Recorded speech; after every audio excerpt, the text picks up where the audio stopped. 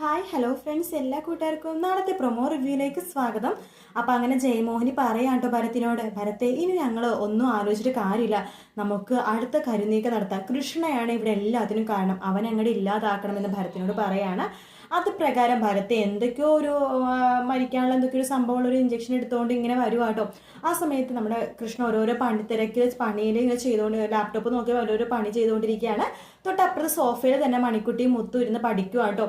പെട്ടെന്നാണ് നമ്മുടെ മുത്ത് ആ കാഴ്ച കാണുന്നത്. വേറൊന്നുമല്ല, ഭരത് എന്തൊക്കെയോ ഒളിപ്പിച്ച് പാത്തും പതുങ്ങി അവിടെ നിൽക്കണത്. മുത്ത് നോക്കുമ്പോഴേക്കും നമ്മുടെ ഭരത് പതുക്കെ പതുക്കെ വന്നിട്ട് കൃഷ്ണയുടെ പുറകെ വന്ന് നിൽക്കുവാണ്.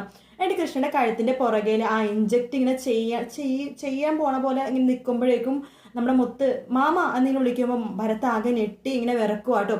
ആ സമയത്താണ് കൃഷ്ണയെ അത് കാണുന്നത്. കൃഷ്ണനെ കുത്തിയോ ഇല്ലയോ എന്ന് നാളെ മാത്രം അറിയാൻ പറ്റുള്ളൂ. ഇങ്ങനെ കുത്തണ പോലെയാണ് പ്രൊമോയിൽ കാണിച്ചത്. അതിനുശേഷം കൃഷ്ണയും കാവ്യ എന്തോ ഒരു കാഴ്ച കണ്ടിട്ട് വല്ലാതെ ഇങ്ങനെ അപ്സെറ്റ് ആയിട്ട് ഇങ്ങനെ പേടിച്ച് വരച്ചിങ്ങനെ നിൽക്കുന്നതും ഒരു ഭാഗവും പ്രൊമോയിൽ കാണിച്ചിരുന്നു. അപ്പോൾ കൃഷ്ണക്ക് കുത്തുകൊണ്ടോ ഇല്ലയോ എന്നുള്ളതാണ് നാളത്തെ എപ്പിസോഡിന്റെ ഒരു ഹൈലൈറ്റ് എന്ന് പറയുന്നത്. വീഡിയോ ഇഷ്ടപ്പെട്ടെങ്കിൽ ലൈക്ക് ചെയ്യുക, സബ്സ്ക്രൈബ് ചെയ്യുക, കമന്റ് ചെയ്യുക. മറ്റൊരു വീഡിയോ നാളെ രാവിലെ കാണാം. Good night, take care, bye bye.